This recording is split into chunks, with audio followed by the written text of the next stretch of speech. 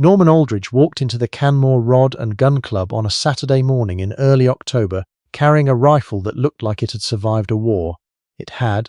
He was 73 years old, and he moved the way old soldiers move. Deliberate, unhurried, each step placed with the quiet certainty of a man who had learned long ago that rushing got people killed. He wore a canvas work shirt, the colour of old pine bark, dark trousers with a crease still in them from the iron, and a ball cap with no logo, just a faded olive green that had gone soft with washing. The rifle was in a soft case that had been repaired twice with electrical tape, once near the zipper and once along the bottom seam where the stitching had finally given up. The Canmore Regional Long Range Precision Rifle Challenge drew competitors from as far as Lethbridge to the south and Red Deer to the north.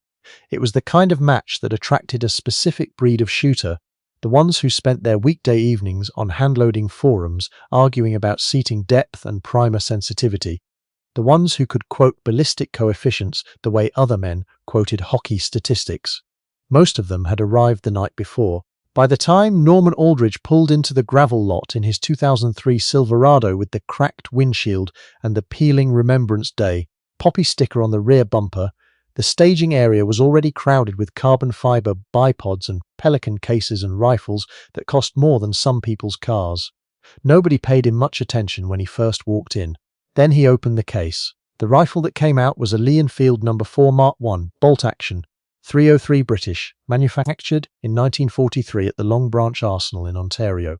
The woodstock had been refinished so many times that the grain had nearly disappeared under layers of linseed oil gone amber with age. The iron sights were original, the scope, and there was no scope. There was no rail for a scope, there was no provision for a scope. There were just the factory-issued iron sights that had been considered adequate for hitting a man-sized target at 300 yards in 1943. And Norman Aldridge had brought that rifle to a match where the long-range stages ran to 800 metres. A young man named Cody Waverley, 26 years old, sponsored by a precision rifle manufacturer out of Calgary, wearing a hat with the company logo on it, leaned over to his shooting partner and said something. He didn't whisper it. He said it at a volume designed to carry. "Someone tell Grandpa the war's been over for 80 years. The man beside Cody Waverley laughed. So did two others within earshot. Someone else said, from behind a spotting scope, that they hoped the old man had packed a lunch because he'd be waiting all day for his first hit. Another said, just loud enough, that the range officers were going to have to help him work the bolt. Norman Aldridge heard every word. He didn't look up. He drew a worn cotton cloth from the side pocket of the case and ran it along the barrel once, the way a man does when it's habit rather than necessity.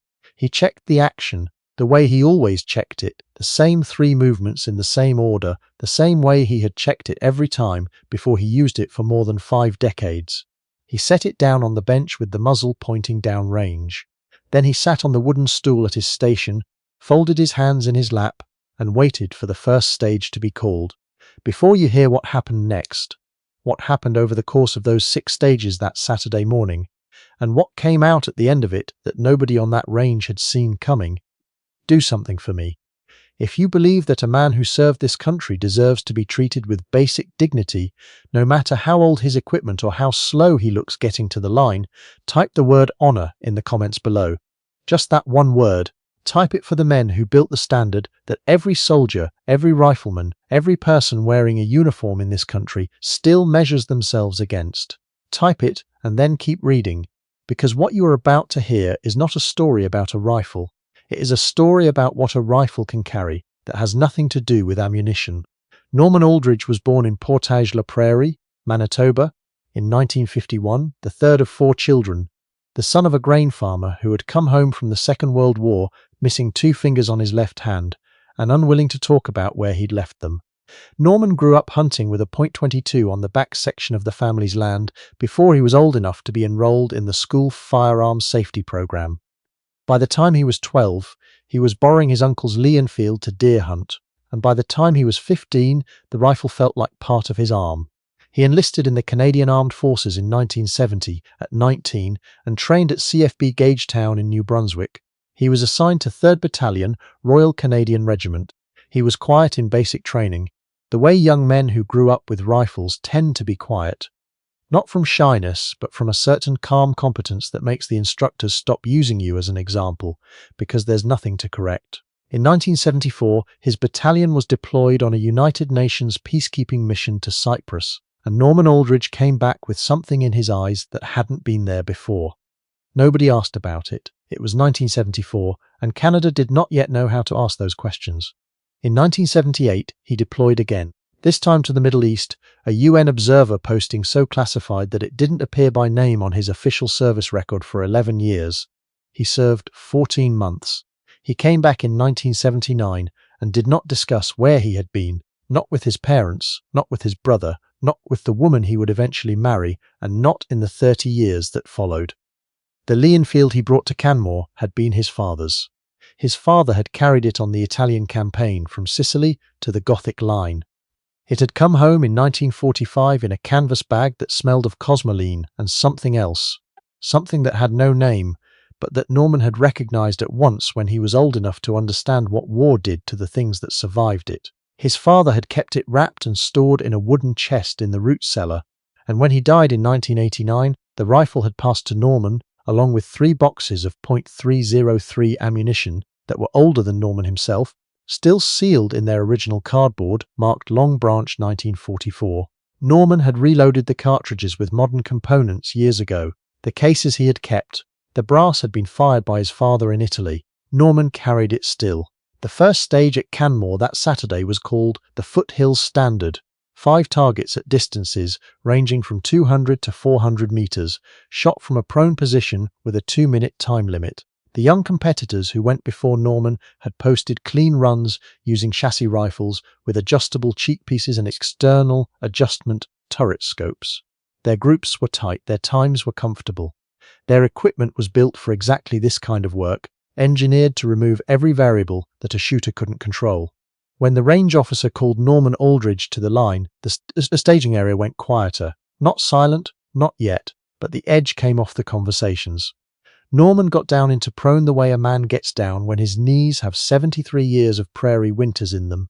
Carefully, without rushing, without apology, he settled the rifle into his shoulder. The iron sights came up to his eye.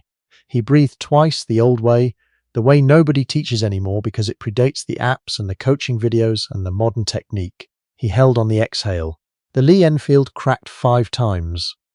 The range officer walked out to score the target and didn't come back right away. When he did, he held up the target card and called the score into his radio without expression. 5 hits, 4 of them clustered inside the 6-inch circle. The 5th was 1.5 inches outside it, which still scored. Total time, 91 seconds. Cody Waverley stopped talking. The second stage was 250 meters, standing unsupported, 6 shots on a steel silhouette target with a par time of 45 seconds standing. No bipod, no rest, no support. Iron sights. Norman stood at the line, the rifle tucked into his shoulder, his left arm extended along the forestock, the way the old manuals illustrated it. He did not close his eyes, he did not fidget, he looked like a photograph taken in 1943. 6 shots. 6 rings. By the 3rd stage, people had stopped going back to their cases. The woman from the scoring tent had put down her clipboard. 2 men who had finished their own shooting were standing at the edge of the bay with their arms folded, watching. Nobody was talking about the Al Capone jokes anymore. Nobody was talking at all. The 4th stage was the one the match director called the prairie wind problem, because it was always shot in the worst of the afternoon crosswind, 800 meters on a steel plate, the size of a man's chest, 1 shot per competitor from a cold barrel with a 3-minute prep window. Competitors with modern rifloscopes and ballistic calculators on their phones had been known to miss it on their first attempt. Norman Aldridge had iron sights and a rifle manufactured during the Normandy campaign. He took his prep time lying down, watching the mirage off the grass, reading the wind the way someone had taught him once in a place that still didn't appear on his service record. He didn't use a phone. He didn't use a kestrel. He used his eyes and whatever was left in him from those 14 months he had never discussed. He pressed the trigger. 800 meters downrange, the steel plate rang like a church bell. The range officer stood up from his scores and held up 1 finger. First shot. What happened next is the part that doesn't fit neatly into a match report. There was a man standing at the far end of the observation area who had not been there at the start of the day.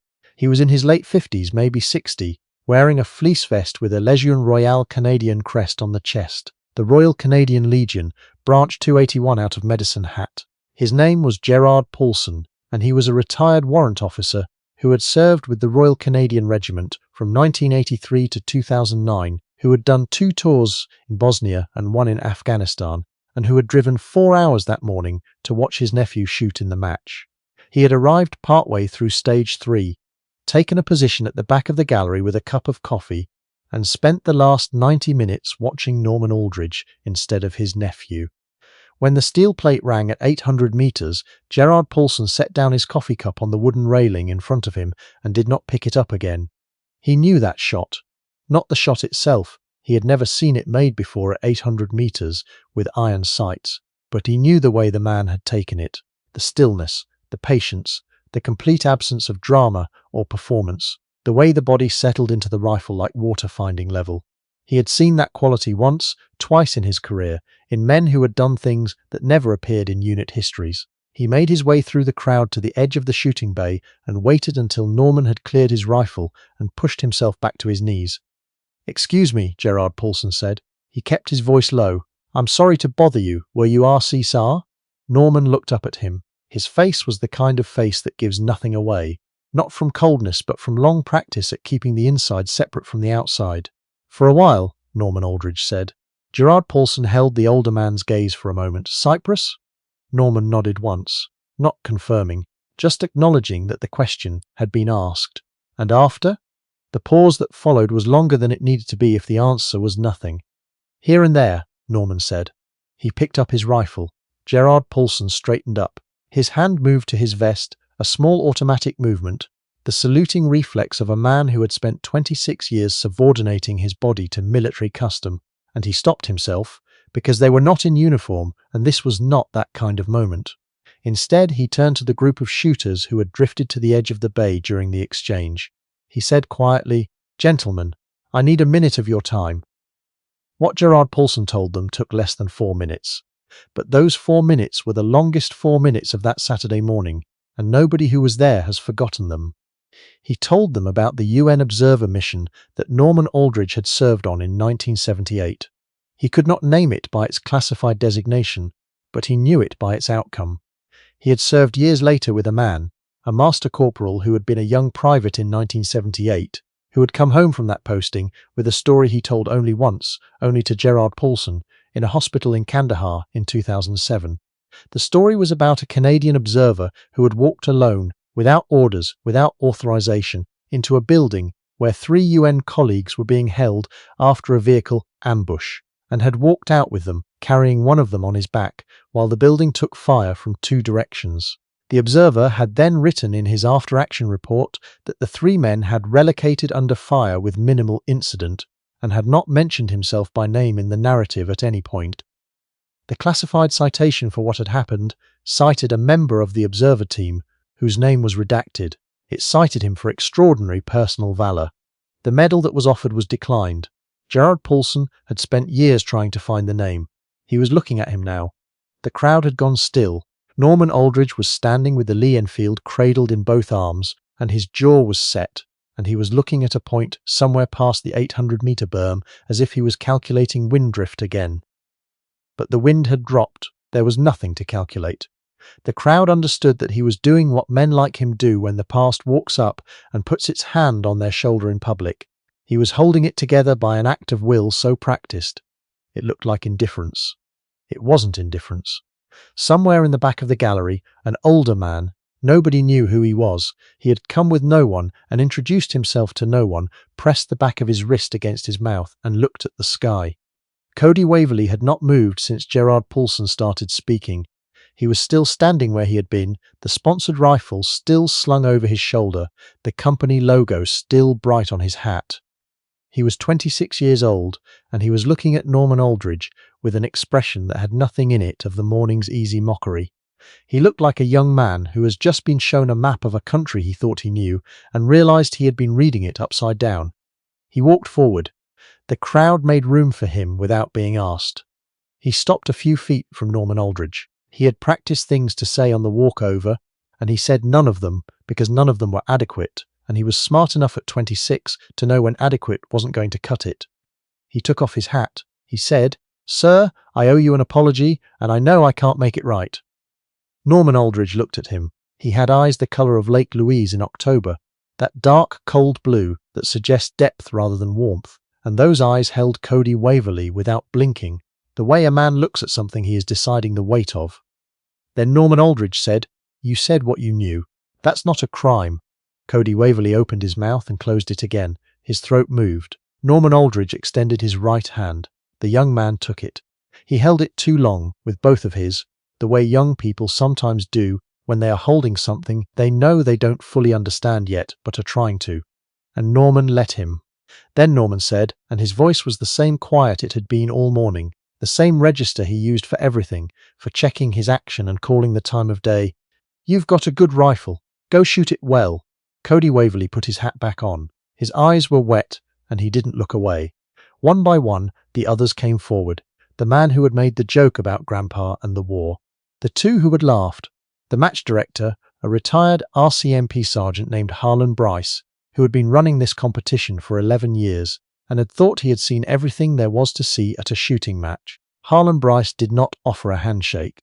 He came to attention, not a formal parade square position, but the involuntary straightening of a man whose body remembers what respect looks like before his mind catches up. And he nodded to Norman Aldridge, with his eyes holding the older man's eyes, and Norman nodded back, and that was sufficient for both of them. Nobody looked at the scoring sheets. The sheets existed. The numbers existed. But they had stopped being the points somewhere around the fourth stage, and everyone understood this without discussing it. The match continued. Norman Aldridge insisted on it, the same way he insisted on everything, not loudly, not with any drama, simply by picking up his rifle and walking to the next stage. The match director called the fifth stage. The competitors went, but something had changed on that range, and the air itself felt different, the way air feels different after weather moves through. The same temperature, the same sky, but cleaner somehow, like something that had been sitting on it had lifted. Norman Aldridge won the overall match. Not the precision category, not the iron sight category, which had not existed as a category that morning, but which the match director quietly created on the spot after the fourth stage, and which Norman also won. He won the overall match, outright, against 41 competitors with modern chassis rifles and ballistic computers and optics that cost more than the truck Norman drove to get there. He won it with a Lee-Enfield his father had carried up the Italian peninsula in 1944. He won it with iron sights and old eyes, and whatever it is that does not leave a man who has spent his life learning, as precisely and methodically as he had learned everything else, how to be still enough and patient enough and certain enough to put the round exactly where it needs to go. When Harlan Bryce presented the first place trophy, a walnut plaque with a brass nameplate, the Canmore challenge engraved above a line left blank for the winner, Norman Aldridge received it with a small nod, the nod of a man who is grateful but not surprised, or perhaps simply past the age where surprise and gratitude feel different from each other. He did not make a speech. He started to walk back toward his station to pack the Lee-Enfield into its case. He had gone perhaps 10 steps when he stopped. He turned around, which he had not planned to do. The field of competitors was standing in a loose cluster behind him. Some of them had their hats off. Cody Waverley was in the front row, the expensive hat back on his head, but his eyes clear and fixed on the older man. Gerard Paulson was at the edge of the group with his arms at his sides, the Legion crest on his chest catching the flat October light. Norman Aldridge looked at them for a moment. Then he said, "This rifle belongs to my father. He carried it from the beach at Pacino to the Sangro River and then to the Senio. He came home. A lot of men he knew didn't. I don't shoot it to prove anything. I shoot it because it deserves to be shot. Because a rifle that was kept and used and handed on is more honest than one that sits in a display case." He paused. His voice stayed level. "Take care of your equipment. And take care of the people beside you. That's the whole thing. That's all there is." He packed the Lee-Enfield into its soft case, drew the zipper along the repaired seam, and picked up the case and the walnut plaque. He walked across the gravel lot to the 2003 Silverado, set both items carefully in the cab, and drove out through the range gate with the October light coming low and gold across the foothills and the Rockies beginning their first show of snow on the high ridges above Canmore. Gerard Paulson stood in the parking lot until the truck was out of sight. Cody Waverley stood beside him. Neither of them said anything for a long time. The following spring, the Canmore Rod and Gun Club announced a new division in their annual challenge, the Long Branch category, named for the Ontario arsenal that had manufactured the Lee-Enfield rifles issued to Canadian soldiers in the Second World War. Open to any competitor using a pre-1955 military surplus rifle with iron sights, named for the place, named quietly for everyone who had ever carried one. Norman Aldridge comes back to Canmore every October. He is 75 now, and the truck has a new crack in the windshield alongside the old one, and the soft case has a third repair, this one done with hockey tape because that is what was in the kitchen drawer when the second electrical tape repair finally gave out. The younger competitors, who have heard the story, line up to shake his hand before the first stage.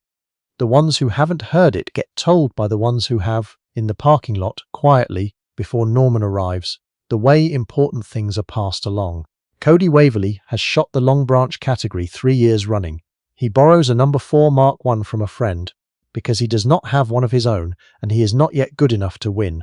He is getting better. He drives up from Calgary every October, regardless. He says it is the most important competition he shoots all year, not because of the results, because of what it reminds him of, standing at 400 meters with iron sights and a borrowed rifle, and nothing between him and the target but air and patience and the understanding that the rifle does not make the man. He learned that from an old soldier on a Saturday morning in October in the foothills of Alberta, in the clean cold air that comes off the Rockies before the real winter sets in.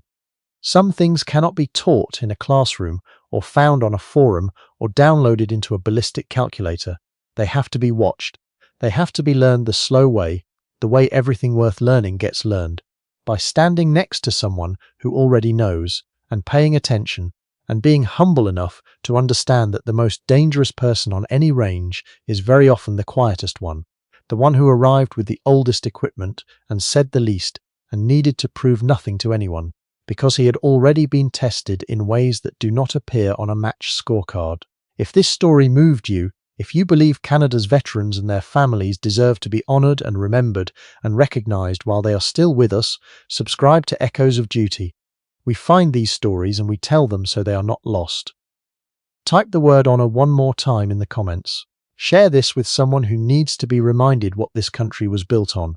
And if you ever see an old man at a range with equipment that looks like it belongs in a museum, sit down, be quiet, and watch what happens next. You will not regret it.